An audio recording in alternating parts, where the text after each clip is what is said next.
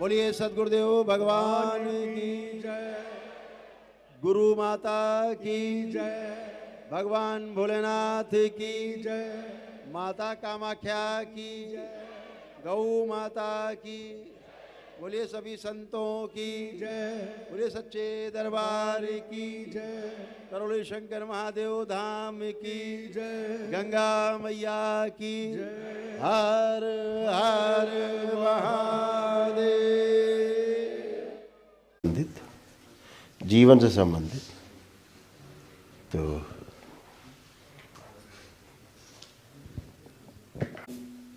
कोई भी सार्थक प्रश्न साधना से संबंधित या जीवन से संबंधित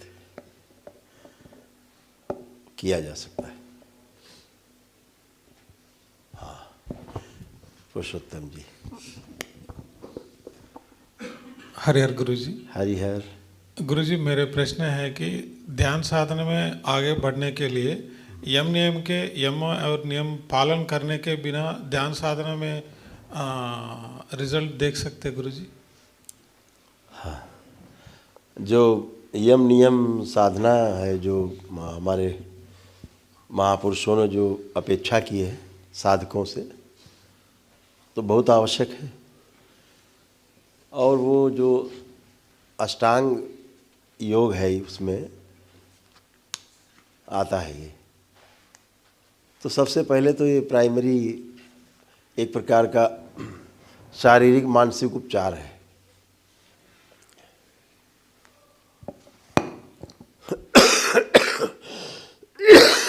लेकिन दरबार में इसका कोई महत्व नहीं है। दरबार ये जो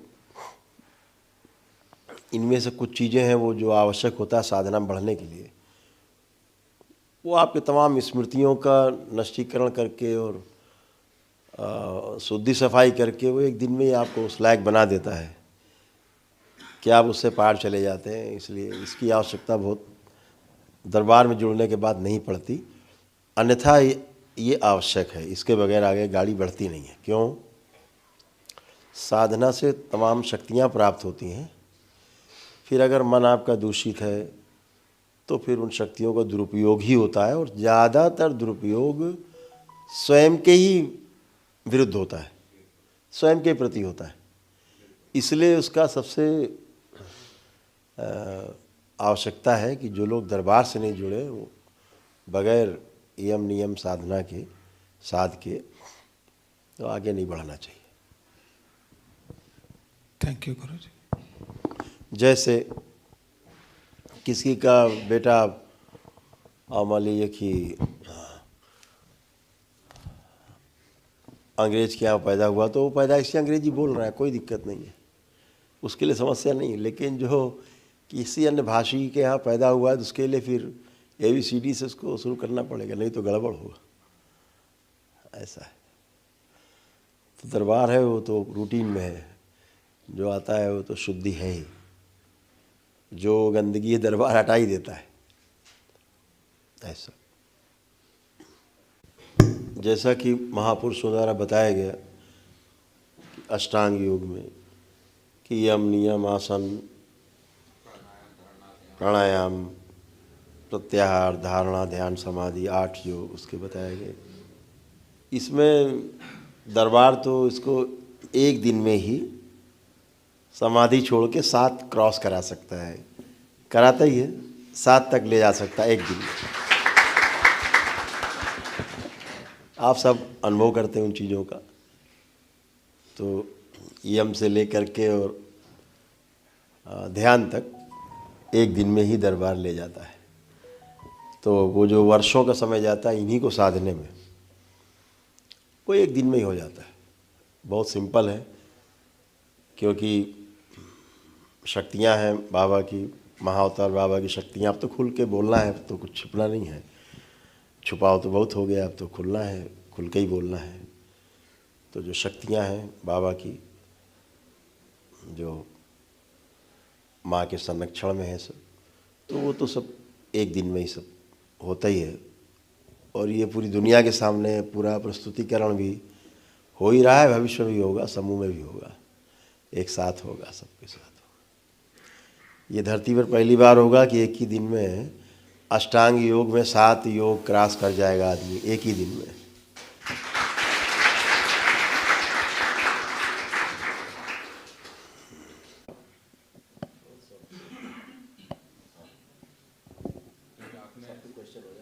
आपने बहुत गहरी बात कही और दर्शक के लिए। अब क्या है कि जो आदमी के सामने तो संकट है इस प्रगतिशील दुनिया में, अब इनसे पार पाना बहुत मुश्किल काम है।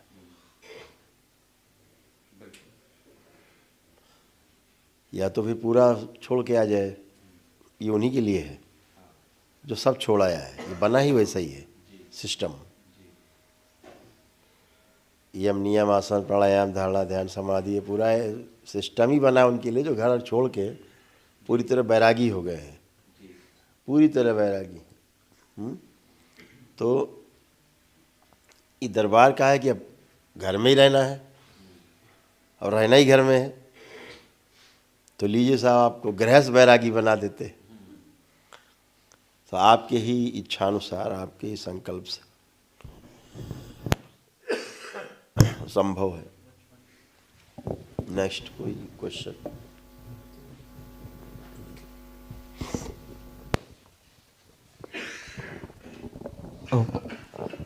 प्रणाम परम पूज्य गुरुदेव। गुरुदेव, जैसा कि आपके द्वारा वर्णित और अनुभव में आता है कि समाधि पश्चात आशा विचार इच्छा विचार आशाएं शून्य हो जाती हैं, तत्पश्चात आपके द्वारा मार्गदर्शित किया गया है कि संयम की प्रक्रिया को अपनाया जाए। तो मैं आपसे यही समझना चाहता हूं कि संयम वस्तु के रूप में क्या है और कैसे संयम को किया जाए। धन्यवाद। किसी एक धारणा के साथ, किसी एक धारणा के साथ संयम, फिर समाधि हो ही चुकी होती है, लेकिन ये संयम जो है वो समाधि प्राप्त व्यक्ति के द्वारा ही संभव है। तभी हो पाता है। यस, तभी वो सृष्टि अपना द्वार खोलती है, मतलब अपने में समाहित करती है। ऐसा है। तो संयम टूटता रहता है। हाँ, वही पिछले लाइन में आपने कहा कि उसका हाँ, बहुत किसी एक धारणा के साथ हम संयम करते हैं। जैसे आपने कहा कि सोचा कि हमें एटम देखना है, ठीक, एक धारणा, बहुत गहरी एटम के बारे में सुनना समझना, हर तरह से अध्ययन करना पूरा, फिर छोड़ देना। अब वो संयम के साथ जब धारणा का तालमेल होगा तो वो द्वार खुलेगा। क्योंकि जैसे जल, थाली में जल है, जरा भी कंपन है तो आप उसमें अपना चेहरा नहीं देख सकते। संयम बहुत जरूरी है। संयम का मतलब है कि एक भी तरंग नहीं उठ रही है। एक प्रकार से पूरी तृप्ति स्पर्धे परमाणु। हाँ, इच्छा विचार आशाएं शांत है ना मेन, मुख्य रूप से, तो फिर वो संयम पूरा हो पाता है। कोई बबल नहीं उठेगा। बबल नहीं उठे, नहीं, इसमें कुछ मिक्स हो जाएगा तो जो दिखेगा वो पूरा नहीं होगा। इसलिए हाँ, उसका मतलब यही हुआ कि जो इच्छा विचार आशाएं जो शांत हो गई हैं, जब तक वो शांत नहीं होगी संयम। हाँ, फिर वो शांति ही बनी रहेंगी। संयम की साधना में शांति बनी रहती है। और उसके अलावा समाधि प्राप्त व्यक्ति के लिए संयम के अलावा कोई रास्ता भी नहीं है। परिणाम है गुरुदेव। हाँ, उसके अलावा कोई रास्ता नहीं, वही रास्ता है। नेक्स्ट कोई क्वेश्चन? रोहित।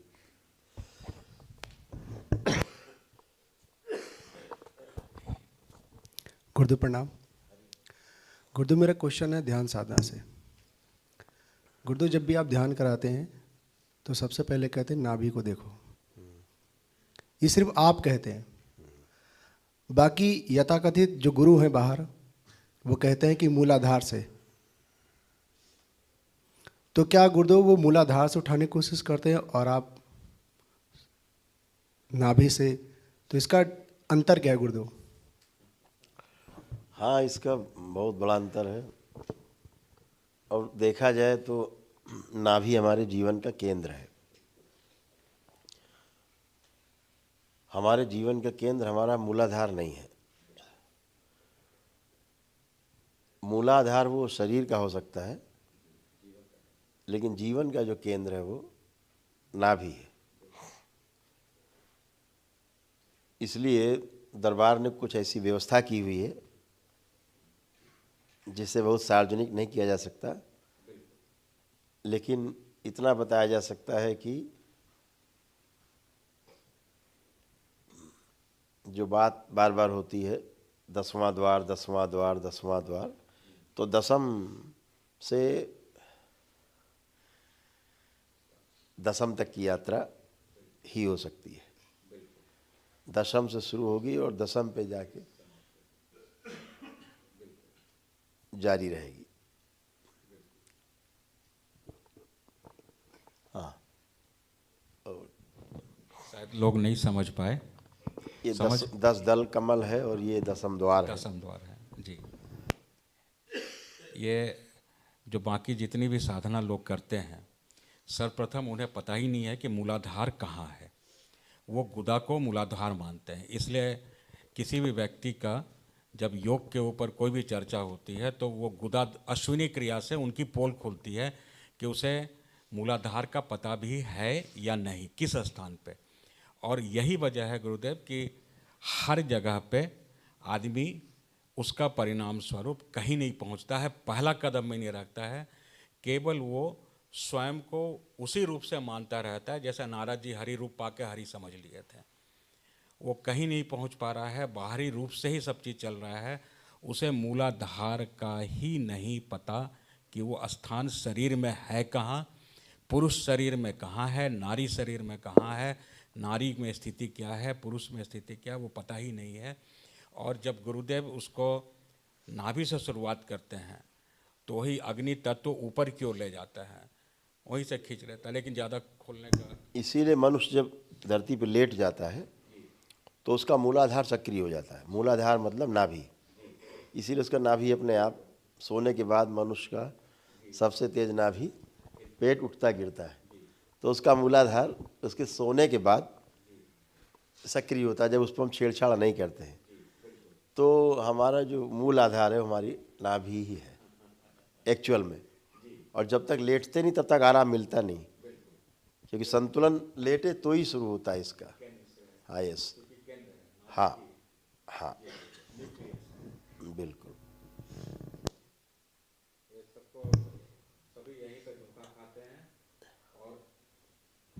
पूरे योग में हमने अपने जीवन में यह पाया कि 100% जिनसे भी मिला उन्हें मूलाधार ही नहीं पता। ये मेरा अनुभव है। रावण हमेशा अपने मूलाधार पे ही रहता था। मूलाधार मतलब नाभि। नाभि पे ही हमेशा 10 दल कमल, इससे नीचे उतरता ही नहीं था। वो खुली आँख से, खुली आँख से वो रहता है, रावण रहता था। राम खुली आँख से अनाहत पे रहते थे। कृष्ण खुली आँख से विशुद्धि पे निवास करते थे, खुली आँख से वो यहाँ रहते थे। तो 16 दल का कमल कहा गया, विशुद्धि चक्र। हाँ, 16 कलाओं के ज्ञाता कहे गए। ये एक सांकेतिक भाषा में बहुत कुछ कहा गया। जैसे धारा को उल्टा बहा ले गए, कुंडलिनी क्षेत्र में जाते हैं, जब बात चर्चा करते हैं तो ऊर्ध्वगामी ऊर्जा को हम लोग राधा कह देते हैं, अधोगामी को धारा कह देते हैं। वैसे सांकेतिक में 16 कला और 12 कला और 10 कला। हाँ हाँ, और कोई क्वेश्चन?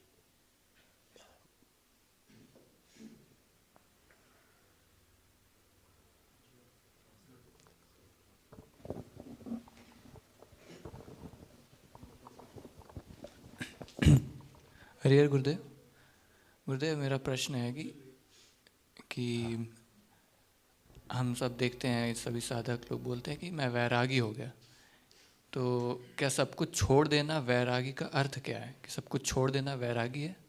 इसका सही अर्थ क्या है वैरागी का? अभी तक तो लोगों ने यही समझा है कि बिना राग के कोई बचा ही नहीं संसार में, है ना। बैरागी हो गए, अब कोई सुख नहीं मिला, घर से पत्नी ने भगा दिया, मोहल्ले वालों ने भगा दिया, दुत्कार दिया, असफल हो गए, तो बैरागी हो गए। यही चल रहा है अभी भी। तमाम कुंभ ही क्यों कहें, जहाँ जहाँ देखते हैं दरबार आते हैं, बड़े संप्रदाय के वो मुखिया हैं, उन्होंने भी हमसे कहा, हरिद्वार सम्मेलन में भी आए तो उन्होंने कहा, गुरुदेव ये सब खाने के लिए घूम रहे हैं, खाना कपड़ा कुछ है नहीं, इनको ध्यान साधना से कोई लेना देना नहीं है।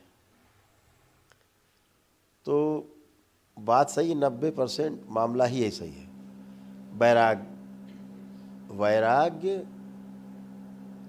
ये एक जन्म की घटना नहीं होती है, वैराग्य पीछे से आता है घटित होते हुए आपके साथ।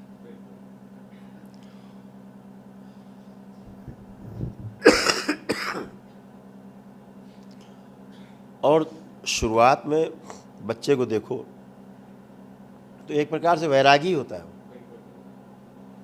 बच्चा होता है तो वैरागी ही होता है, उसे कुछ नहीं चाहिए होता है, खाया पिया बाकी छोड़ दिया, कुछ भी करो, नंगा धड़ंगा घूम रहा है, अपना मिट्टी में लौट रहा है ना। वैराग्य का अर्थ होता है कि अब कमल खिलने को तैयार है, चारों तरफ से तृप्त है, यानी सांसारिकता में रहते हुए भी कीचड़ में जैसे कमल खिलता है, लेकिन उसका पोषण कीचड़ से नहीं होता है। कमल का जो पोषण है, कीचड़ में जो कीचड़ नहीं है उससे कमल निर्मित होता है। ऐसे ही संसार में रहते हुए जो आसार वस्तु है उसको ग्रहण करते हुए और समझदारी को बढ़ाते हुए, गुरुओं के साथ सत्संग करते हुए, अच्छे अच्छे लोगों के साथ सत्संग करते हुए, और धीरे धीरे धीरे कमल जब खिलने को आता है, उस घटना का नाम वैराग्य है। और जब वैराग्य घटित होता है तो कुल ही नहीं, पूरी सृष्टि महक जाती है। एक आदमी को वैराग्य घटित होता है, पूरी सृष्टि महकती है। तो वैराग्य बहुत बड़ी घटना है, शुभ घटना है। और अब दरबार ने तो व्यवस्था की है, अब ये वैराग्य तो गृहस्थ को घट रहा है, हर गृहस्थ पे घटता जा रहा है वैराग्य। हमारे सामने बहुत लोग आते हैं, यहाँ दरबार दिखाता है कि इसको वैराग्य हो गया है, तो उसका वैराग्य कम करते हैं पहले।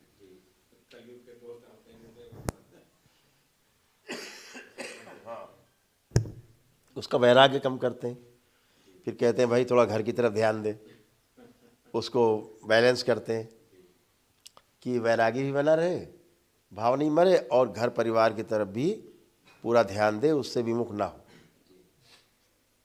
तो ऐसे संतुलन में रहना ही संसार का नियम है, और संतुलन में रह करके ही वैराग्य और गृहस्थ में संतुलन साधा जा सकता है, और वही ठीक है। जिन्होंने घर छोड़े हैं उसके पीछे कारण होते, लेकिन हर व्यक्ति के लिए घर छोड़ देना ही उसका समाधान नहीं है। हाँ, समाधान नहीं।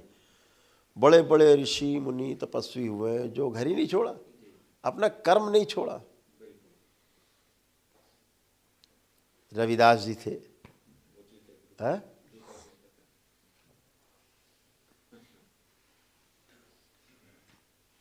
तो कहाँ अपना कर्म छोड़ा? किसी ने कोई कर्म नहीं छोड़ा। नानक थे, कबीर भी थे, कबीर ने भी जिया है अपने आप को। कबीर पंथियों की बात नहीं कर रहे हैं हम, कबीर पंथी तो बेचारे दया के पात्र हैं, लेकिन कबीर तो जिए ही संत थे। तो ऐसे ही समस्या संतों में नहीं रही है, समस्या संतों के मानने वालों में ज़्यादा है। हाँ, खुरचन में समस्या ज़्यादा ऐसे है। तो वैराग्य जो है वो एक शुभ घटना है जो हर व्यक्ति के जीवन में घटित होती है।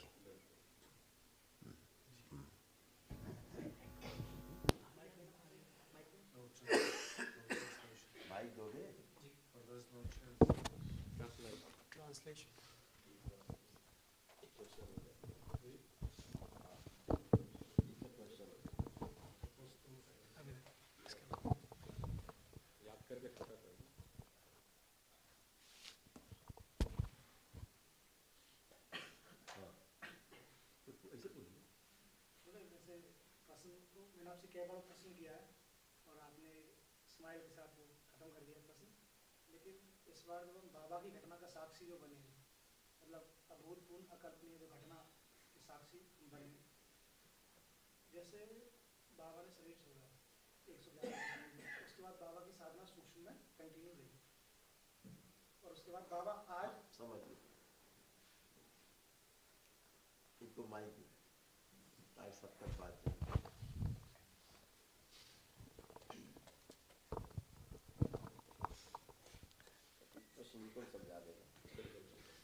गुरुदेव प्रणाम।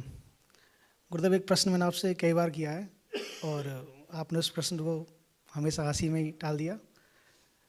तो जैसे इस बार परम पूज्य बाबा जी वाली घटना जो घटी है, जिसके हम साक्षी हुए हैं, जो हमने अभी देखा है, महसूस किया है, अनुभव किया है, बाबा ने 111 वर्ष की उम्र में शरीर छोड़ा था, अपना स्थूल शरीर। उसके बाद भी बाबा की यात्रा और बाबा की साधना सूक्ष्म में निरंतर बनी रही, चलती रही, और उसके बाद अब वो समय आया जब बाबा का विलय उस परम तत्व में हुआ। तो जैसे हम साधना कर रहे हैं, बाकी भक्त दरबार की जो साधना कर रहे हैं, और अभी हम स्थूल शरीर में अपने निवास कर रहे हैं, तो साधना के क्या हम उस स्तर तक पहुंच सकते हैं कि जब हमारा शरीर छूटे या हमारे अंदर ऐसा भाव जागृत हो दरबार की कृपा से, बाबा की कृपा से, उस स्थिति को हम स्थूल शरीर के त्यागने पर ही प्राप्त हो जाएं, जिसमें बाबा इतने लंबे समय के बाद। पहले सवाल दूसरा था, अच्छा था कि अलग अलग कदम पे, अलग अलग चरण पे स्थूल शरीर से सूक्ष्म कारण पहले हाँ, मैं सवाल को और डिटेल देता हूँ सवाल को। जैसे बाबा ने शरीर छोड़ा 111 वर्ष की उम्र में, स्थूल शरीर, फिर बाबा सूक्ष्म में गए, फिर कारण में बाबा गए, फिर बाबा महाकारण में, और अब परम तत्व में विलय। तो ऐसे ही क्या हम उस अवस्था को प्राप्त हो सकते हैं अपनी ध्यान साधना के द्वारा, या अपना भाव ऐसा प्रकृति के द्वारा उत्पन्न हो, दरबार के द्वारा ऐसा उत्पन्न हो, और उस चरम सीमा तक पहुंच पाएँ कि हम उस अवस्था को, स्थूल शरीर को जब हम त्याग करें, तभी हम उस अवस्था को प्राप्त हो जाएं कि हमारा विलय भी परम तत्व में हो, हम इन जगतों में ना जाना पड़े। क्या ऐसा संभव है?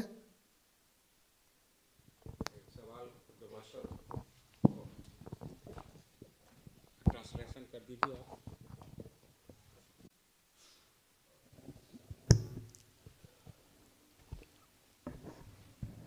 बिल्कुल, अगर सपाट शब्दों में कहा जाए तो संभव है, लेकिन उसके लिए जीवन, पिछले जो जन्म है उनमें उसके द्वारा जो किया गया साधना का जो परिणाम है वो मैटर करता है। दूसरा, बाबा जैसी परिस्थिति सबकी नहीं हो सकती। महाअवतार बाबा जी कह लीजिए, बाबा जी के नाम से संबोधित करते हैं, आप समझ जाइए उन्हीं की चर्चा कर रहे हैं। तो वो संभावनाएं सब में नहीं हो सकती एक साथ, हो भी सकती हैं तो हम उनको नहीं जानते अभी, और उसको जान के हम लोग करेंगे भी क्या? जिसका हमसे संबंध है उसकी चर्चा करते हैं। तो जन्मों जन्मों का था। दूसरा कि जब मैं कहता हूँ कि जैसे बन गए हो वैसे बनाते भी जाओ। जिस स्तर पे हमारी समझदारी विकसित हो गई है, उस स्तर की समझदारी अपने आसपास वाले लोगों में भी हम धीरता और वीरता पूर्वक उनमें भी ऐसा स्थिर करते जाए। ऐसा अपने जैसे समझदारी हमारे आसपास के लोगों में विकसित हो, उसके लिए बहुत ही धीरता की और बहुत वीरता की आवश्यकता है। इसी को धीरता और वीरता कहा गया है। तो वो जो परिस्थितियां हैं बाबा जी की थी, वो थोड़ा परिस्थितियां विभिन्न प्रकार की हैं। वो लंबे चर्चा की विषय भी हैं, मेरे ख्याल से अर्थहीन भी हैं। कोई बहुत ज़्यादा सार्वजनिक बातचीत उस पर नहीं ज़्यादा हो सकती। इतना ही कहा जा सकता है कि जो प्रक्रिया है, प्रकृति की जो स्थिति है, वो सबसे पहले सूक्ष्म जगत को ही भेदना होगा, और फिर लंबी प्रक्रिया है, वो हजारों हजार साल की प्रक्रिया है मोक्ष की। उस महाकारण जगत के पार जाने की, महाकारण के पार जाने का जो मामला है, वो अंश ही जो है वो आगे बढ़ाते हैं, अपने ही अंश होते हैं।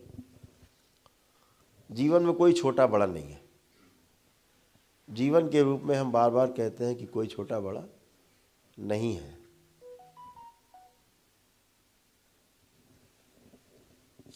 कभी बाबा हमारे गुरु हैं, कभी हम बाबा के गुरु रहे होंगे, कभी महाअवतार अंश रहे, कभी हम महाअवतार बाबा के गुरु रहे होंगे, कभी महाअवतार हमारे गुरु हैं, कभी कोई किसी के गुरु। ये तो परंपराओं में चलता ही रहता है। ये बहुत सिंपल है, जीवन का खेल है, ये जीवन का गणित है जो भाषा से समझा नहीं जा सकता।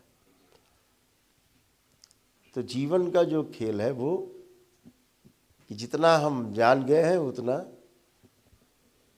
जनाते जाएं और लोगों में उतना अगल बगल माहौल वैसा बनाते जाएं। तो गुरु को अपने मुक्त होने के लिए, गुरु का मतलब होता है जिसको हम केंद्र मान के चलते हैं। गुरु का अर्थ है जिसको हम केंद्र मान के चलते हैं, आइडियल मान के चलते हैं, वो गुरु। तो वो हमारा आइडियल होता है, एक समय विशेष के लिए आइडियल होता है। तो उस समय विशेष के लिए कोई उसका वाहक भी होता है। तो वाहक को शिष्य कह दिया जाता है। शिष्य क्या है, जो सीख ले रहा है, वो सीख रहा है, समझ रहा है गुरु से, वो शिष्य है। और क्या है, कल वो भी गुरु हो जाएगा।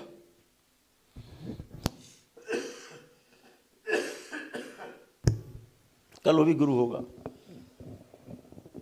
तो क्रम है, लेकिन सामान्य रूप से ये संभव नहीं है कि एक ही बार में कोई महाकारण जगत में चला जाए। हजारों वर्ष, कभी कभी लाखों वर्ष लोगों को। और ऐसा नहीं है कि आप यहाँ बैठे हो या हम में से तमाम लोग हो सकता है यहीं बैठे हों कि यात्रा कहीं चल रही लेकिन बैठे यहाँ हैं। घनीभूत यहाँ पर है, यहाँ इकट्ठा होकर दिख रहे है कहीं। इसीलिए हर आदमी अलग अलग लेवल पे दिखाई देता है, अलग अलग समझदारी दिखाई देती है, अलग अलग आयाम में होने के कारण। तो इसीलिए ध्यान करते समय आदमी वहीं कनेक्ट हो जाता है सीधे जाके जहाँ वो जिस आयाम में होता है। तो ये संभव नहीं है कि एक ही बार में आदमी सूक्ष्म जगत, कारण जगत और महाकारण जगत क्रॉस कर जाए। हजारों हजार साल, लाखों वर्षों। और ये तो अंश हैं, अंश तो रहते ही हैं सृष्टि में। जब आप लोग ध्यान साधना करते हो तब भी अंश ही तो आते हैं आप लोगों को साधना कराने के लिए, आपको घुमाने के लिए, ले जाने के लिए, ब्रह्मांड में यात्रा कराने के लिए, आपकी आत्मशुद्धि के लिए आपको ले जाते हैं। और जिस आयाम में कहीं कोई आपके कर्म हो गए, वहाँ ले जा कर के उसको वहाँ कट कर देते, छुड़वा देते हैं, हल्के हो के वापस आ जाते हैं, आपका भोग कट जाता है। तो इसलिए ध्यान ये रखना है कि हम जो अभी हैं हमें वो करना है साक्षी भाव में, उसमें आगे बढ़ना है। आपने एक नया रहस्य खोल दिया। घनीभूत होने की प्रक्रिया अब तक उल्टा समझते थे कि यहाँ से घनीभूत हो रहा है, इस पर कभी ध्यान नहीं गया कि केंद्र कहीं और है, घनीभूत कहीं आदमी और हो रहा है। होता ही है, जैसे हर महापुरुष जन्म लेता है दोबारा, आवश्यक नहीं कि वो जन्म ले, नहीं लेना चाहता, फिर भी सृष्टि की नियम के अनुसार फिर जन्म लेता है। तो ऐसा नहीं कि जो लोग बहुत बड़े महापुरुष भगवान बुद्ध हो गया कोई वही लोग जन्म, बुद्ध जैसे लोग तो जन्म ही नहीं ले पाते, उसको धारण करने लायक उनको शरीर ही नहीं मिलता। इसलिए अंश आते हैं, अंश के द्वारा वो शरीर में उदाहरण करते हैं, शरीर पूरा तो आ ही नहीं पाते। लेकिन इसी प्रकार से मनुष्यों का भी जागृत होकर शरीर छोड़ते हैं, वो भी चाहते हैं नहीं लेंगे, जन्म नहीं लेते, होते किसी आयाम में, फिर जन्म लेते हैं तो उनका स्टेटस तो वही रहेगा जिस लेवल पे पहले उन्होंने शरीर छोड़ा है। हाँ।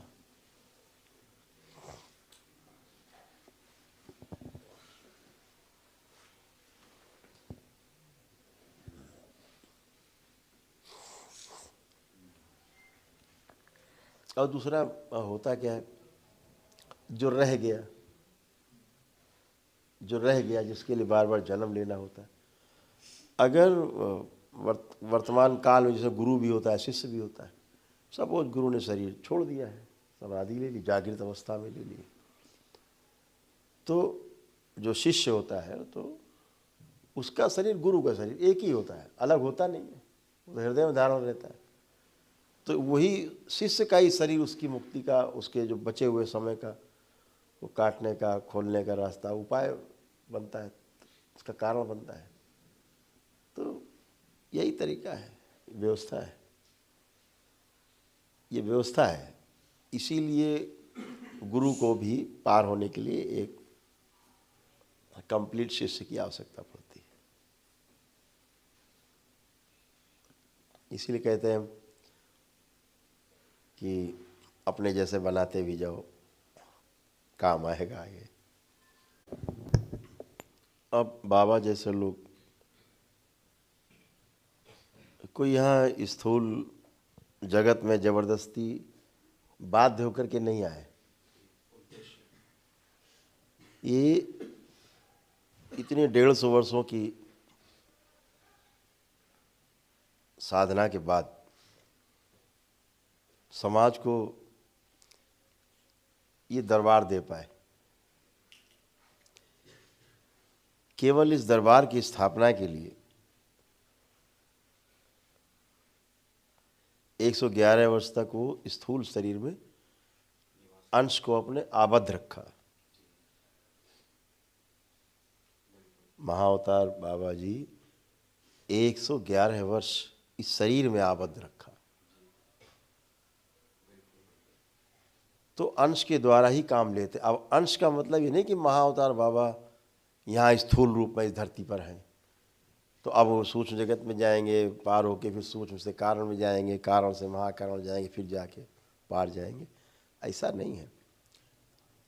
थे ही बाहर महाकारण जगत में, तो अंश के द्वारा उन कार्यों को करने के लिए महापुरुष शरीर धारण करते हैं। तो उसी लक्ष्य की प्राप्ति के लिए ऐसे महापुरुष करते ही रहते हैं। इसमें कोई अतिशयोक्ति नहीं है, चलता ही रहता है, ये क्रम चलता रहा है, चलता रहेगा। और अब तक के मानवीय इतिहास में 5000 सालों में, पिछले 5000 साल के इतिहास में जो भी विश्व में घटना घट रही है, अलग अलग कालखंड में पीछे बाबा जी ही खड़े दिखते हैं, वही सूत्रधार हैं।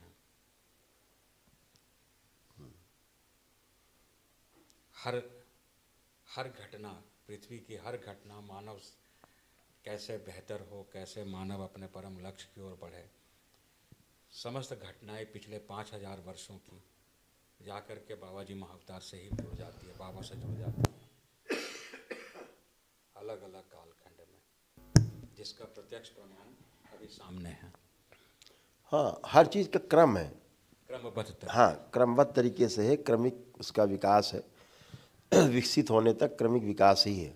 जैसे पदार्थ अवस्था में कभी रहे हैं ये सब शरीर, और पदार्थ अवस्था से धीरे धीरे वनस्पति अवस्था में गए, कभी जाके हजारों लाखों साल बाद वनस्पति अवस्था से भी जीव अवस्था में गए, फिर कभी मनुष्य अवस्था में आए गए। ये क्रम है। ऐसे ही पहले आत्मा, फिर आत्मा के साथ बुद्धि, बुद्धि के साथ फिर कभी हजारों लाखों वर्ष बाद चित्त, फिर कभी वृत्ति, फिर कभी मन जुड़ा, तो कभी कंप्लीट हो गया, एटम बना, जीवन बना।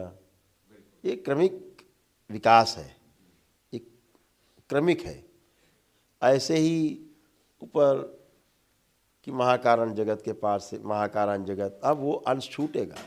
अगर यात्रा चल रही, छूटेगा, कुछ जुड़ेगा, कुछ छूटेगा।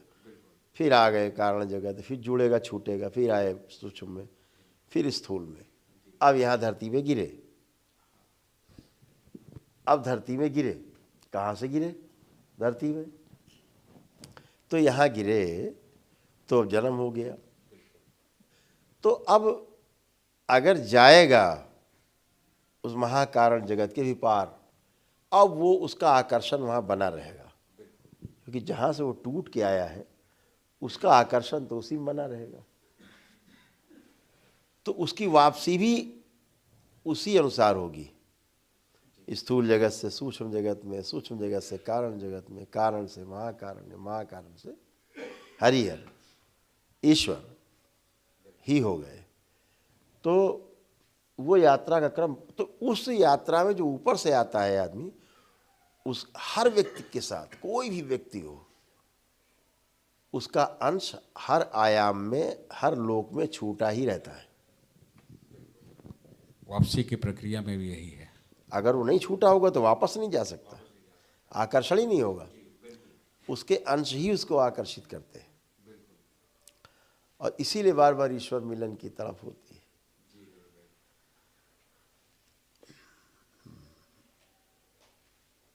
और कोई? अच्छा, बोलना? हाँ, नहीं, हाँ, ओके।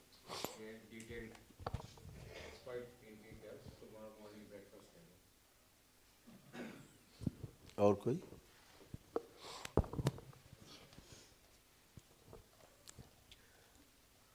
गुरुदेव प्रणाम। असल में क्या है, समझने लायक प्रश्न भी जो है वो सबके पास नहीं होते। अभी हमारे बच्चों के पास प्रश्न बहुत हैं,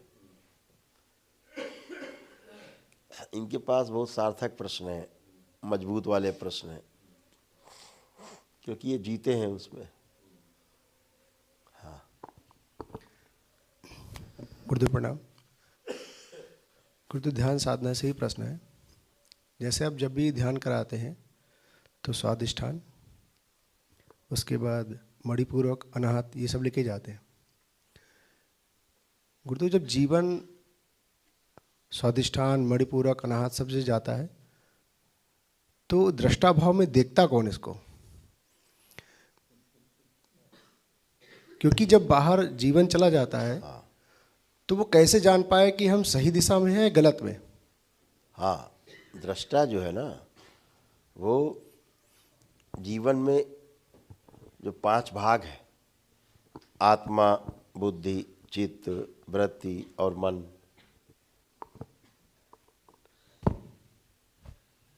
तो जो संसार है, संसार का दृष्टा मन है, और मन का जो दृष्टा है वो वृत्ति है, और वृत्ति की दृष्टा जो है वो चित्त है, और चित्त की जो दृष्टा है वो बुद्धि है, और बुद्धि की जो दृष्टा है वो आत्मा है। तो जो गया वो मन है, उस पर वृत्ति ही दृष्टि रखे हुए है, किधर गया, कहाँ चल रहा है तेरा दिमाग, वापस। तो ऐसे दृष्टि बनी हुई है एक दूसरे पर। और एक दूसरे पे दृष्टि बनी रहने के कारण स्वनियंत्रित, स्वनियंत्रित है। स्वयं में ही लगता नहीं ठीक नहीं है, अपने आप ही निर्णय हो रहा, कोई नहीं कह रहा आपसे, अंदर ही चल रहा है, सब एक दूसरे के ऊपर नियंत्रण बना हुआ है ऐसे। इसीलिए जब कहीं जाता तो पीछे से वृत्ति कहती है किधर गया, वापस ऐसा।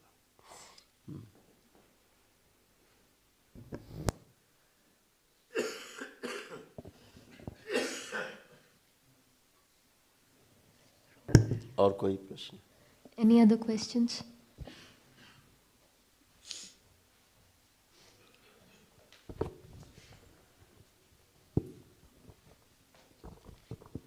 प्रणाम गुरुदेव। गुरुदेव, जब मनुष्य की मृत्यु होती है तो क्या चीज़ें छूट जाती है और क्या साथ जाती है? क्या सूक्ष्म शरीर भी छूट जाते हैं? कूड़ा करकट सब ही छूट जाता है, जो अच्छा अच्छा होता है साथ चला जाता है।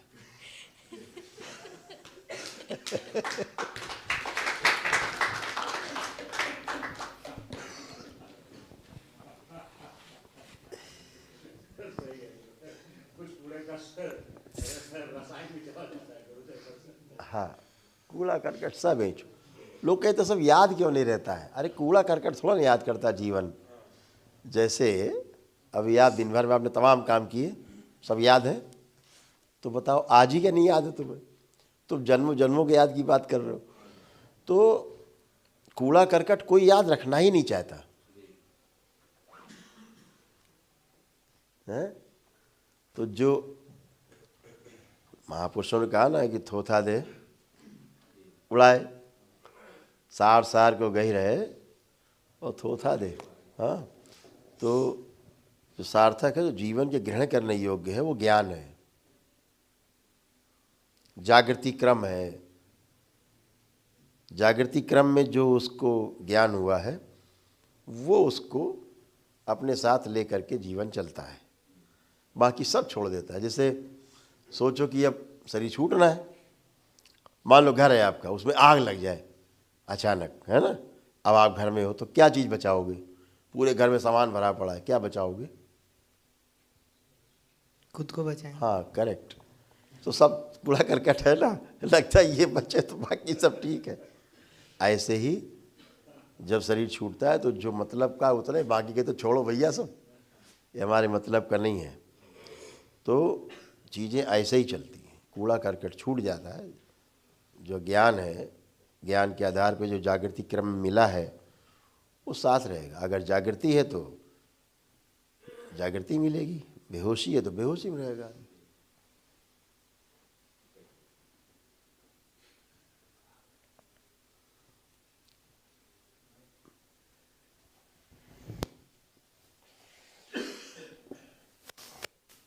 गुरुदेव, आपके चरणों में शतकोटि प्रणाम। गुरुदेव, आज ध्यान साधना में कुछ नया दिखाई दिया।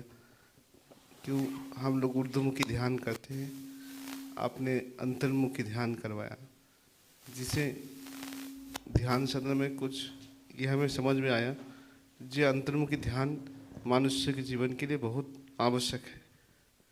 तो अंतर्मुखी ध्यान जब हम लोग परिपक्व हो जाएंगे तब ऊर्ध्वमुखी ध्यान में हम लोग जा सकते हैं। इसके तो विस्तार से बताइए थोड़ा सा।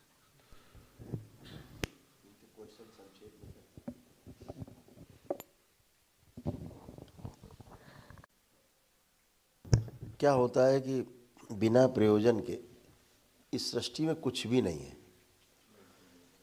प्रत्येक वस्तु प्रयोजन के साथ है, अपने विभिन्न अर्थों को लिए हुए। प्रत्येक वस्तु मैं प्रयोजन के है। जब तक प्रयोजन नहीं समझ में आता तब तक वो निरर्थक लगती है। जिस दिन उसका प्रयोजन समझ में आ जाता है उस दिन उसका अर्थ समझ में आ जाता है।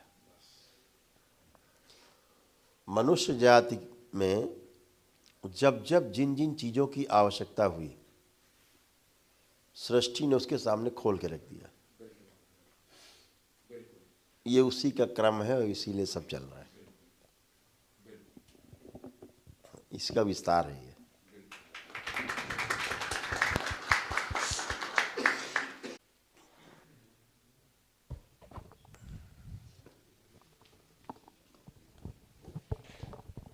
प्रणाम गुरुदेव।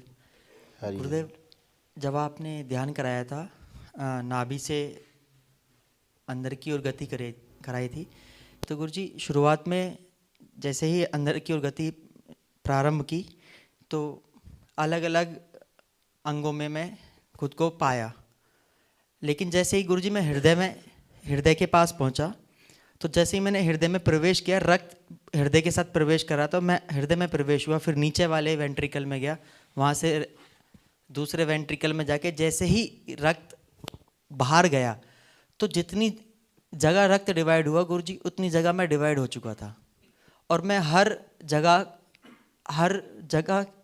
रहते हुए हर चीज़ को देख पा रहा था एक साथ। तो इसको कैसे समझा जाएगा? और फिर बाद में मैं एक हो गया।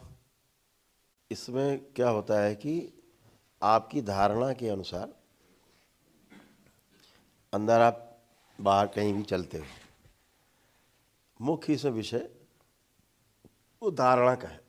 जैसे तुम्हारे मन में रहा होगा ना कि ये भी चीज़ देखनी, ये भी देखनी, वो भी देखनी, वो भी देखनी, तो अब वो मौका मिला तो चारों तरफ बिखर गए देखने के लिए। जैसे धारणा, अगर मैंने कहा ना पहले ही कि एक धारणा मजबूत बनाओ कि क्या देखना है, कौन सा अंग देखना है, तो इसलिए धारणा के लिए जीवन को हम एक ऐसे माने रहते हैं गठरी जैसा कुछ, ऐसा कुछ है नहीं। बताया ना, जीवन बिखरा हुआ है, सभी आयामों में है, सभी जगत में फैला हुआ है। ये नहीं कि आप यहाँ अकेले बैठे हो, हर जगह फैले हुए। उसको एक नहीं, जितने भगवान श्री कृष्ण का हवाला दे के श्रीमद् भागवत गीता में कहा भी तो क्या कि मैं अपने एक अंश से पूरी सृष्टि में व्याप्त हूँ। तो अंश से अंश फैल जाते हैं। जैसे दरबार करता है दिन भर, तमाम अंश समेट लेता है सबके एक साथ फैले हुए सृष्टि में, हाँ, परिवर्तित कर देता है, उनकी नष्ट भी कर देता है। नष्ट माने जो है उसको गंदगी हटा दी, वो नष्ट हो गया। गलत दिशा में जा रहा होता, नष्टीकरण ही है उसका। तो इसका कोई वो नहीं है कि 4 जगह जाएगा कि 10 जगह बटेगा। लाखों करोड़ों अरबों खरबों जगह जीवन बट सकता है, इसमें कहीं कोई दिक्कत नहीं है। वो बहुत स्वाभाविक है, वो धारणा के अनुसार होता है।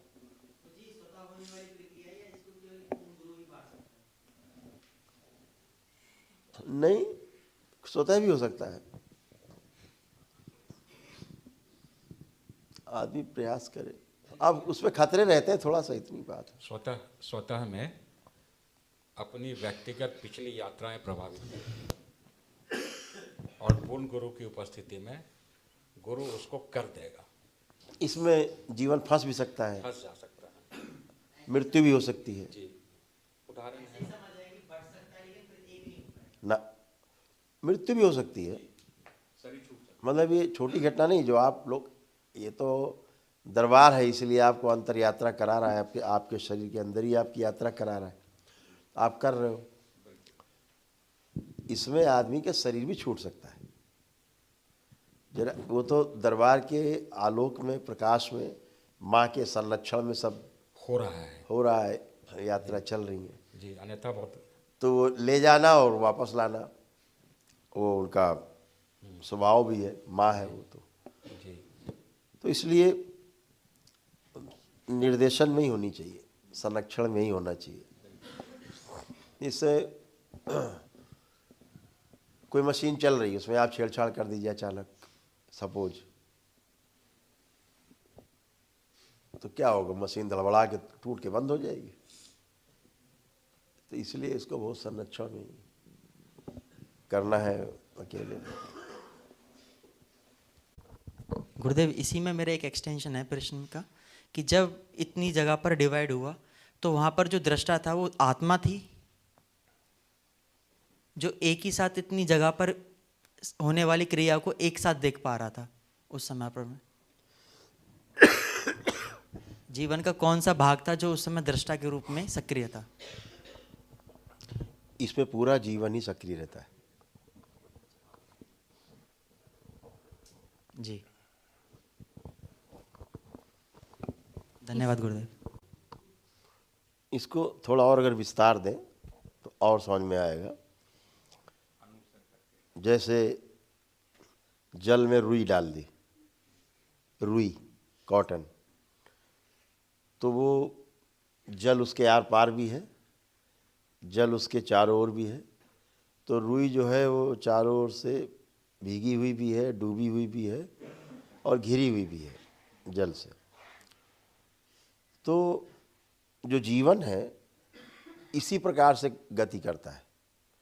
यानी जितने एटम हैं पूरे बॉडी में वो तो हैं ही, एटम के जो परमाणु के जो अंश हैं, हर 2 अंश के बीच से गुजरता है जीवन।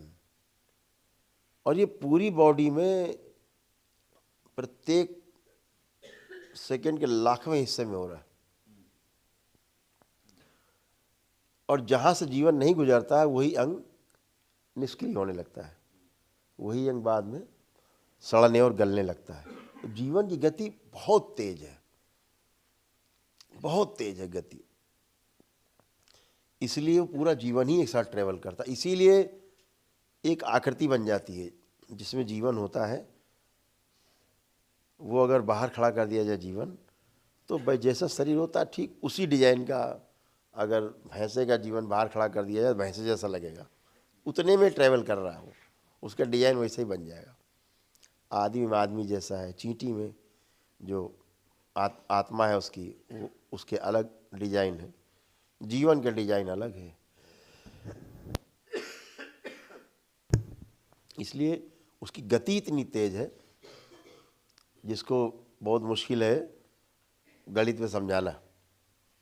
लेकिन सोचो कितनी तेज गति होगी उसकी कि पूरे बॉडी में चारों ओर घूम रहा है वो, तभी ये शरीर जीवंत है। तो जब आप धारणा करते हैं तो जीवन पैन एकदम घनीभूत होकर के ज़्यादा फोर्स उधरी लगाता है जिधर आपकी धारणा होती है।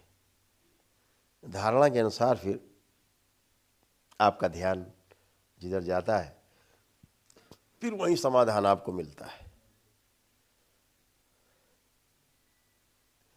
समाधान का मतलब प्रश्न का उत्तर मिल जाता है।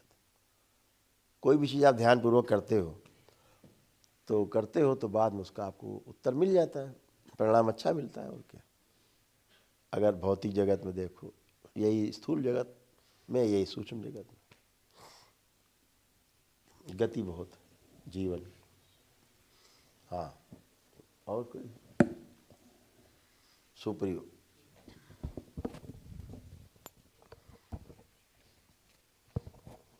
गुरुदेव नमस्ते। गुरुदेव, हरी, मैं अपने घर में जब ध्यान साधना करता हूँ तो कभी कभी देखता हूँ मैं बर्फ़ के पहाड़ में हूँ, फिर कभी कभी देखता हूँ नाव चल रहा हूँ, कभी कभी मैं इतना फूल जाता हूँ कि बहता रहता हूँ। तो ये सब सपना है कि नहीं, ये पूछना चाहता हूँ ना, क्या है ये?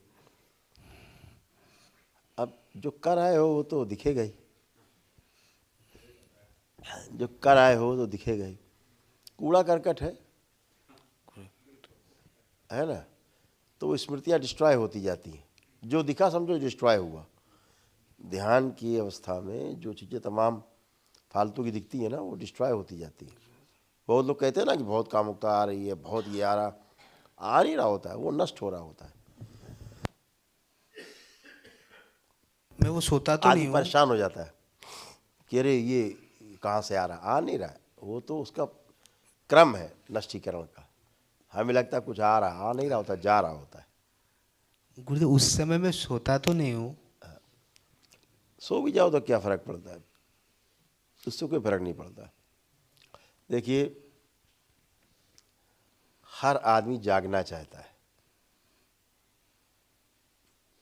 ये इसकी मूल चाहना है। सोना कोई चाहता नहीं। जब तक नींद हराम ना हो जाए, रातों को नींद नहीं आए, तड़पन नहीं हो, विरह नहीं पैदा हो, आंसू नहीं बहे, हैं, न भूख लगे न प्यास लगे, जब तक ऐसी स्थिति ना हो जाए तब तक समझो भी थोड़ी कमी है। धन्यवाद गुरुदेव।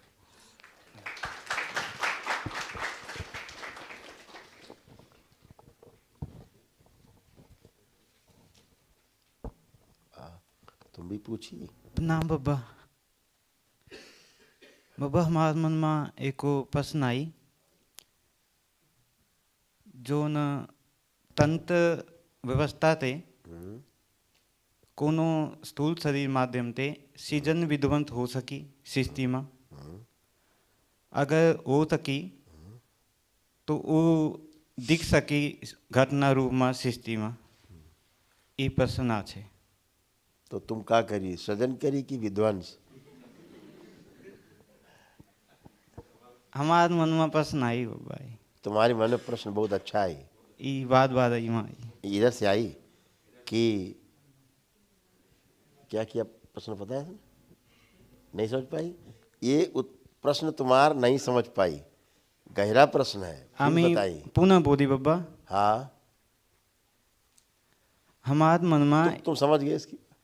ले लो माइक, बता दो, रिपीट कर दो आयशा के लिए।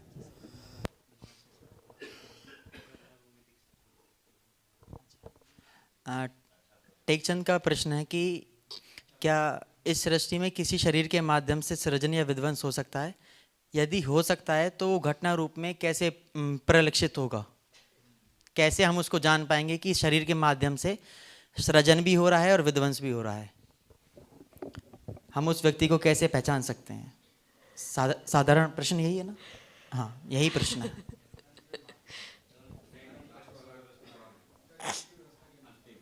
तंत्र व्यवस्था के अनुसार हम उसको कैसे समझ सकते हैं?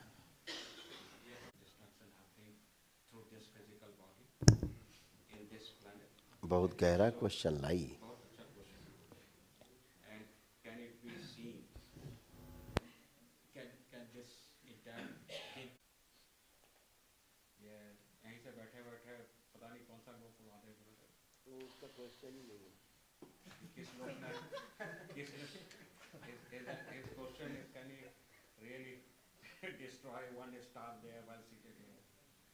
ये क्वेश्चन ही दूसरी गैलेक्सी से आ रहा है।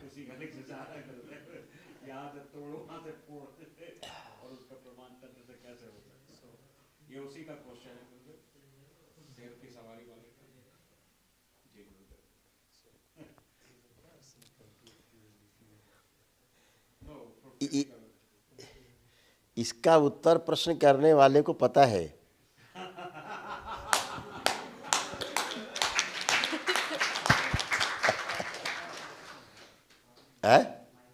पूछी The पता person है? who's posed the question knows the answer to this question.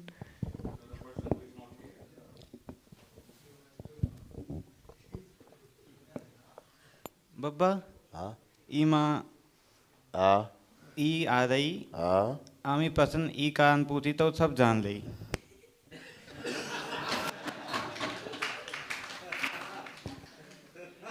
तुम्हार मुख ते जोन मुखार बिंदु ते जोन शब्द कोश निकली वो सब स्मृति रूप में बंद आई।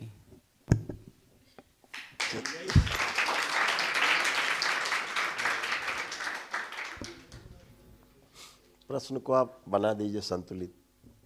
दर्शक पूरा प्रश्न नहीं समझ पा रहे। बहुत सरल शब्दों में स्वामी टेकचंद जी का प्रश्न है कि क्या इस भौतिक शरीर में रहते हुए हम सृजन और विध्वंस कर सकते हैं? अब शब्द तो केवल सृजन और विध्वंस है, लेकिन उनके पीछे इनका आश्रय है। क्या हम वह परिणाम तंत्र के माध्यम से किसी भी अन्य गैलेक्सी पे, अन्य लोक पे वो चीज़ कर सकते हैं या नहीं कर सकते हैं तंत्र के माध्यम से? यह प्रश्न है। इसका उत्तर इनके लिए एक लाइन में है। इस पूरी सृष्टि में सृजन और विध्वंस किसी के अधिकार क्षेत्र में नहीं, केवल शिव के अलावा।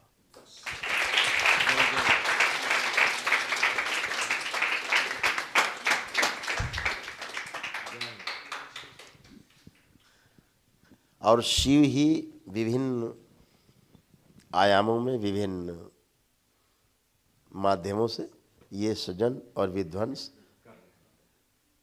मात्र शक्ति के साथ मिलकर करते रहते हैं।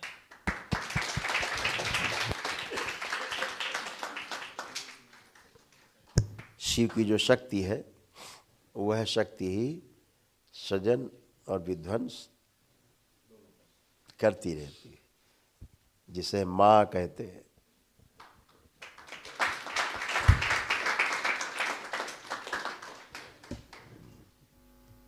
बाकी सब माध्यम है, साधन है।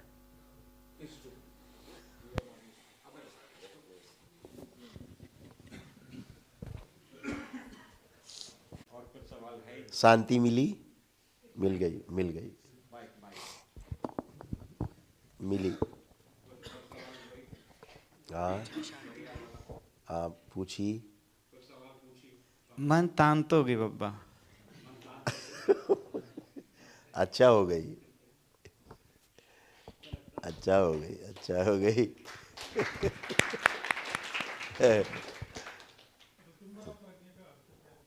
वाह, ऋतंबरा, हाँ।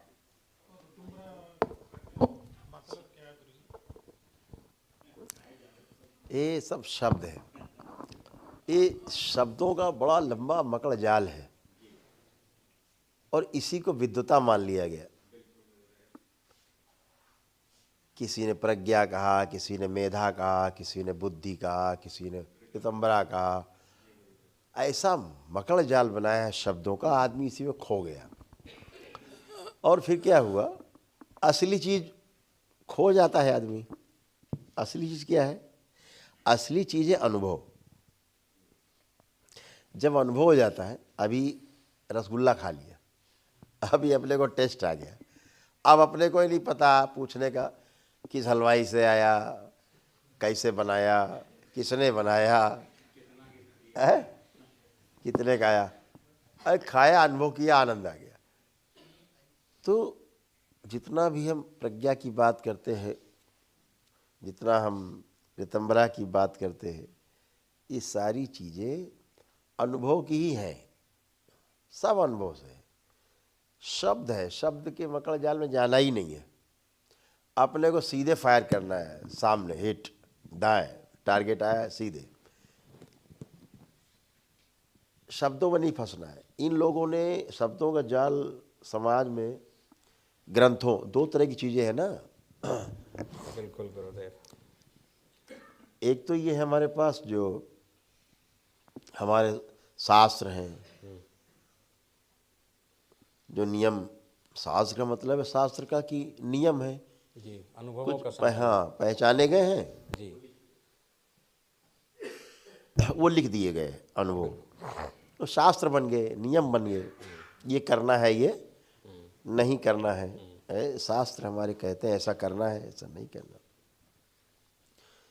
तो ऐसा आवश्यक नहीं कि जिन्होंने शास्त्र नहीं पढ़े वो जानते नहीं हैं क्या करना और क्या नहीं करना। बिल्कुल ऐसा तो नहीं है कि जिन्होंने शास्त्र नहीं पढ़े उन्हें जीना नहीं आता। सब जीते हैं। बिना शास्त्र पढ़े वाले लोग ज़्यादा मेरे ख्याल से अच्छे से जी रहे हैं। तो ये जो बुद्धि विलास वाले लोग हैं, इनके पास कोई अनुभव नहीं। इन्होंने किताबें बड़ी बड़ी, उन किताबों को नाम दिया ग्रंथ, मतलब किसी एक प्रकरण पे लिख दिया, वो ग्रंथ कहलाएगा।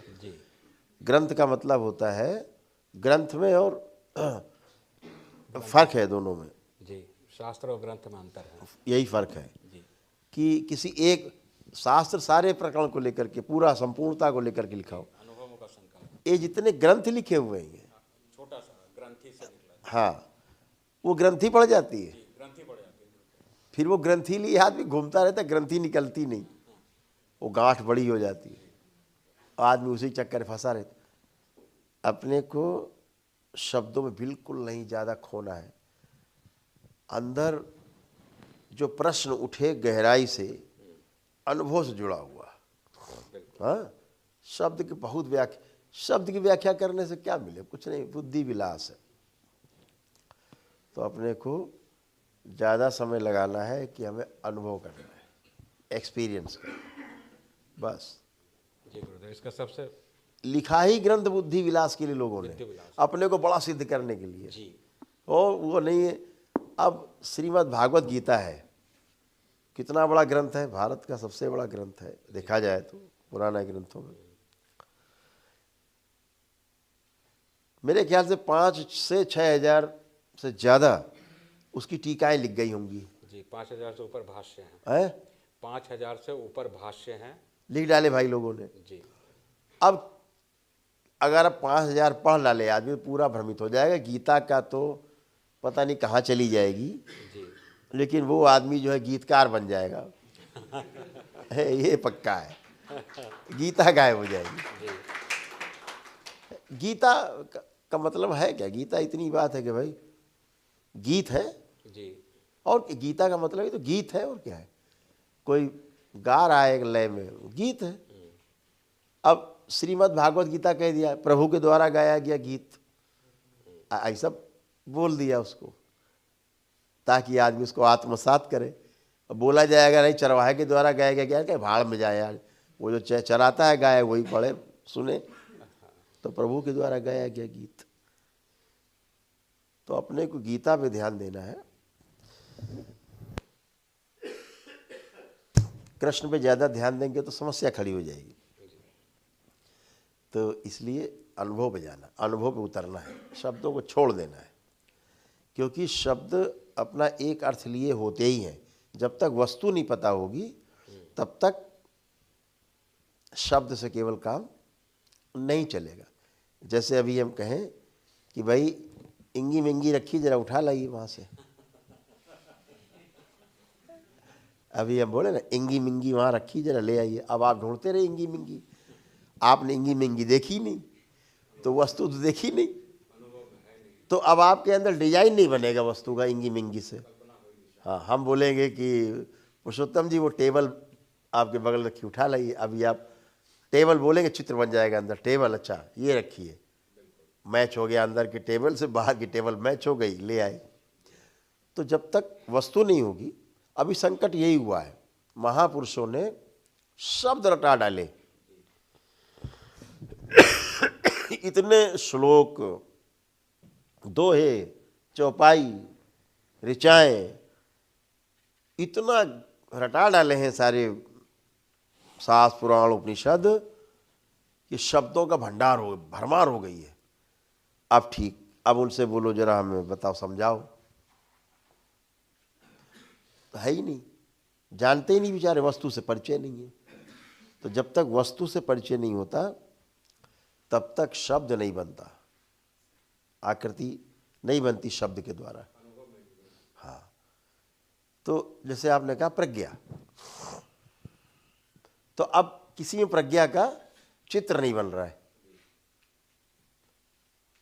2-4 लोगों में बन रहा होगा जो ज़्यादा पढ़े लिखे, अदरवाइज क्योंकि वस्तु से परिचय नहीं है।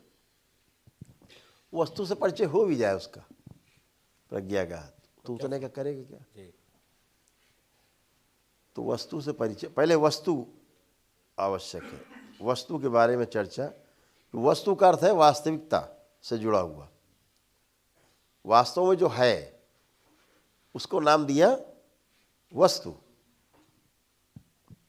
समझ रहे हैं ना? जो वास्तविकता में है उसे हम नाम देते हैं वस्तु। तो अब वस्तु क्या है? तो वस्तु वो है जो वास्तविकता है का बोध कराए, वास्तविकता का बोध कराए, वो वस्तु है। तो इसलिए अनुभव पे ज़्यादा अपने को फोकस रहना है। इन महापुरुषों ने, कुछ लोगों ने इतना काम किया है, पूरे देश को शास्त्रार्थ में उलझा के रखा हुआ है जी। शब्द जाल में लोग लड़े पड़े हैं, शब्दों में लड़े पड़े हैं। हाँ, ऐसा कैसा बोल दिया तुमने, ऐसा कैसा सुन लिया आपने, ऐसा तुम वैसा। अभी वस्तु रख दी जाए शांत हो जाएंगे दोनों। हाँ, वस्तु के रूप में आदमी शांत हो जाता है। जैसे कोई आदमी कहता है बॉटल, कोई कह रहा है उसको ग्लास, कोई कह रहा है जग। अब तीनों में झगड़ा होगा। अभी वो रख दे भाई सामने आकर के बॉटल, कह दे हम इसको बॉटल कह रहे हैं, वो कहे इसको हम जग कह रहे हैं, वो कहे इसको हम ग्लास कह रहे हैं। अच्छा तो उसको ग्लास कहते हो, अच्छा तो ठीक है। वस्तु में एक है, वस्तु में झगड़ा नहीं है। वस्तु को समझ लेने के बाद वो वास्तविकता है, फिर झगड़ा नहीं है। झगड़ा तभी तक है शब्द तक। वो ईश्वर कह रहा है, वो अल्लाह कह रहा है, वो गॉड कह रहा है, वो कोई कुछ बोल रहा है, कोई कुछ बोल रहा है, झगड़ा इतने में ही है। और जब पकड़ में आ गया, ओ ये अल्लाह है, अच्छा ये तो मेरा भी गॉड है, यही है यही है, तो ऐसे वास्तविकता से परिचय होने के बाद झगड़ा समाप्त। वस्तु पे पूरा फोकस करना है।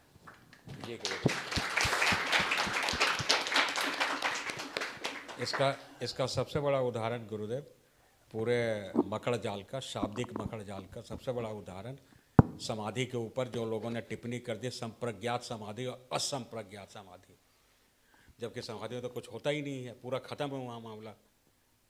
और सकल, सापेक्ष, निरपेक्ष, गुरुदेव पूरा का पूरा शब्द जाल वहाँ से प्रमाणित हो रहा है कि ये केवल शब्द जाल है, अनुभव नहीं। हाँ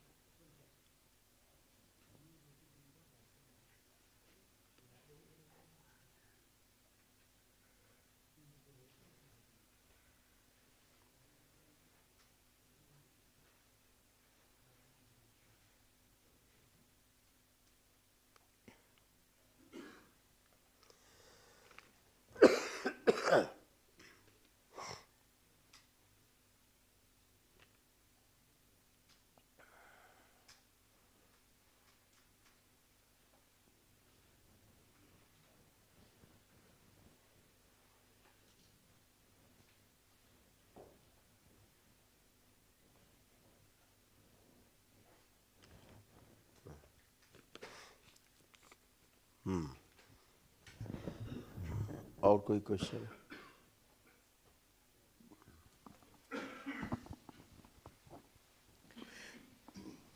एक लाइन का प्रश्न है, उसका उत्तर दे दें। पीछे रत्ना जी हैं, बहन जी, उन्होंने पूछा है कि जैसे चर्चा हो रही है कि अपने महास्रोत से अंश टूट करके परमात्मा से फिर आत्मा के रूप में आता है, बुद्धि चित्त वृत्ति मन मिल के जीवन बनता है, फिर वापस जाना चाहता है, उसी में विलीन होना चाहता है। तो जब विलीन ही होना है तो टूटे ही क्यों?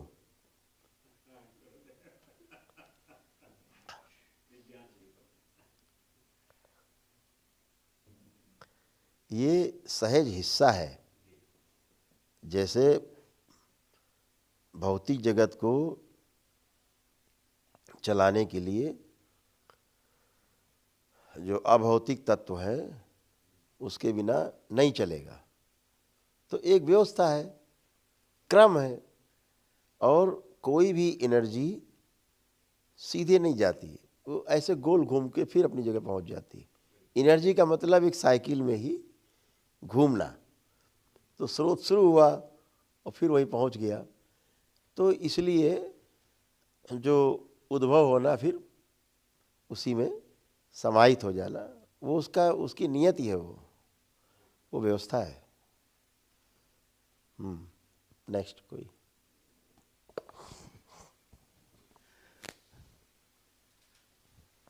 गुरुदेव, ध्यान साधना से ही मेरा प्रश्न है।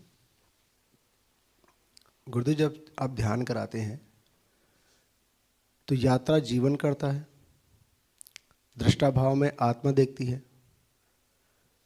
परंतु कुंडलिनी का उस पर प्रभाव नहीं समझ में आता कि कुंडलिनी का क्या रोल है वहाँ पे, क्योंकि यात्रा तो जीवन कर रहा होता है, दृष्टा भाव में आत्मा दिख रही होती, तो वहाँ पे कुंडली क्या वस्तु के रूप में काम करती है या नहीं है? ठीक है ना। जैसे अभी हम कहें कि बेटा जरा सनगवा तक चले जाओ, ठीक, तो आप साइकिल होगी, मोटरसाइकिल, कार, कुछ तो चाहिए, दो पैर तो चाहिए, कुछ तो चाहिए। तो यात्रा के लिए चाहिए जरूर, ताकि यात्री जो है सुगमता से, और कोई तरीका नहीं है, तो ऐसे ही वो व्यवस्था है, अगर वो नहीं होगी यात्रा पथ कैसे खुलेगा? यात्रा पथ वो ऊर्जा है, और यात्रा पथ जब तक सुगम नहीं होगा, खुलेगा नहीं, क्योंकि वो उस पर जन्म जन्म से आदि है जाने की, है ना। तो जो आत्मा की बात आप कर रहे हो, वो दृष्टा है, वो ठीक है, लेकिन उसके लिए टूल चाहिए ना। अब ये तो मनुष्य योनि है, तो टूल है। अभी आप लोग स्वयं देखते हो, दैत्यों के पास होती नहीं, तो टूल ही नहीं है। अब उनसे कहो तुम तो करो, आत्मा तो उधर भी है, अब करो यात्रा। इसीलिए बेचारे कहीं कर नहीं पाते, इसीलिए वो एक मनुष्य शरीर चाहते हैं, इसीलिए वो सेवा चाहते हैं कि सेवा मिल जाए। तो इसलिए वो टूल है सूक्ष्म जगत का, जिसके बगैर सूक्ष्म शरीर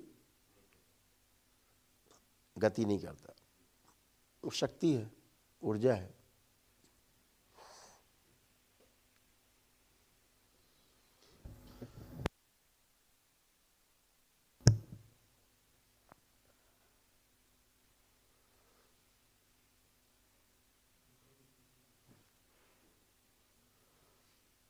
कोई सवाल आई?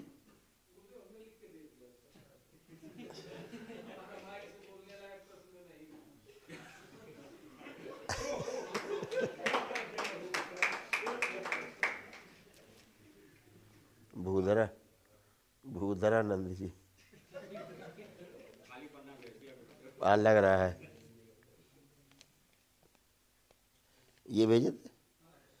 हम सोच रहे थे कौन महान पुरुष है, हम इधर देखते रहे किसने भी लिखा है। अच्छा, हाथ की आंख नहीं थी ना, दे दिया होगा, ले लिया होगा।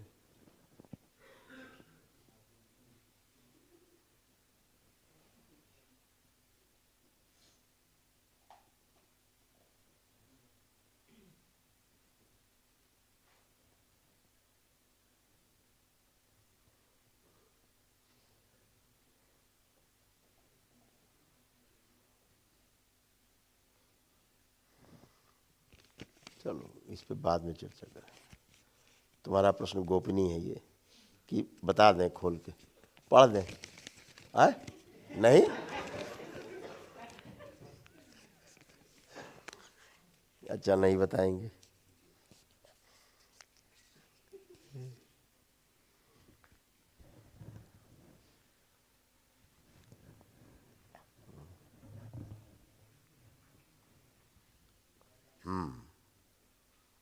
पढ़ देंगे तो तलाक हो जाएगा तुम्हारा। और कोई है प्रश्न? ओह गुड, 5 मिनट शेष।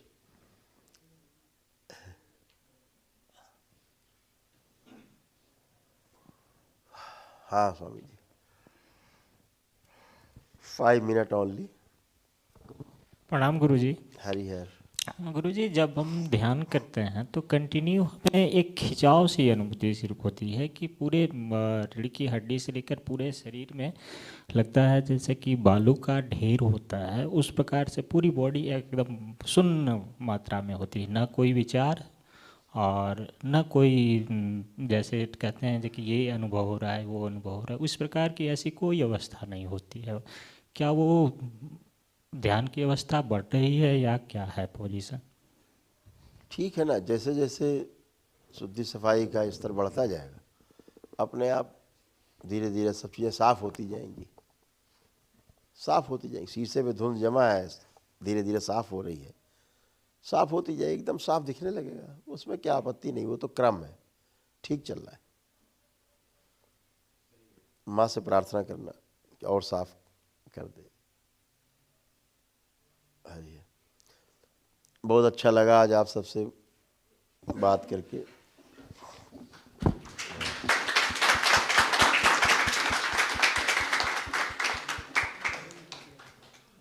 कल भी कोशिश रहेगी कि आपसे 2 सेशन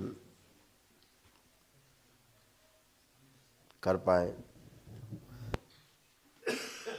3 सेशन कर पाएँ 1.5 घंटे के, और इसके लिए 3 सेशंस डन।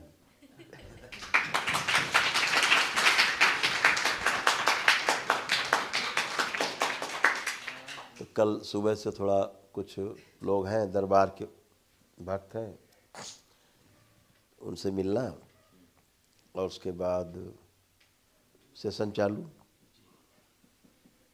सुबह कितने बजे हम लोग बैठे?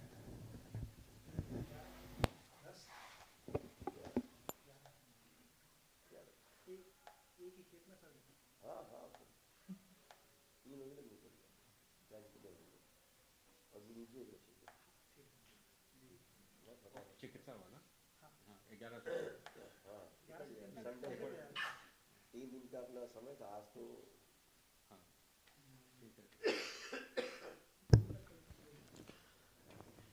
तो आप सबके साथ समय बिताना बहुत अच्छा लग रहा है, बहुत सुंदर लग रहा है। सभी लोग एक साथ ज्ञान के सागर में गोते लगाने की सबकी इच्छा है, होता ही है, तो बहुत अच्छा है। 2 चीज़ें हैं,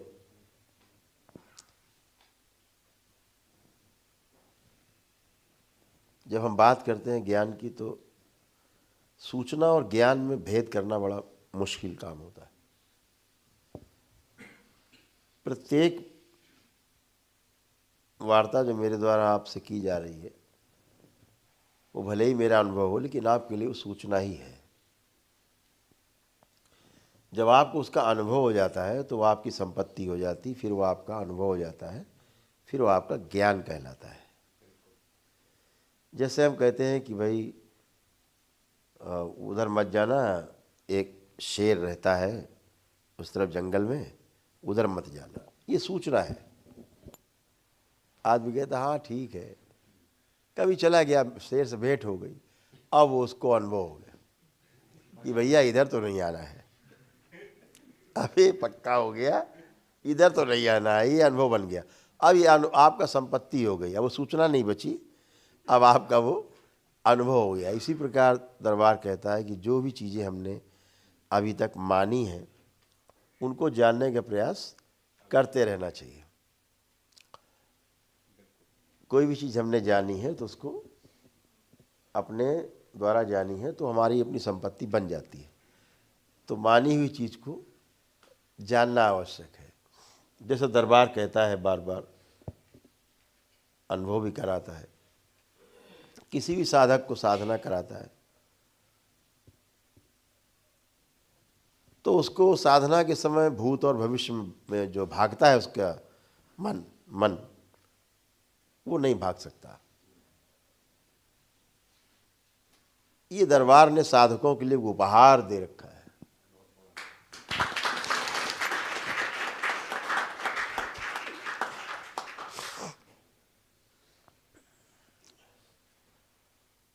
और ये दरबार से जुड़ के बहुत सामान्य रूप से होता है।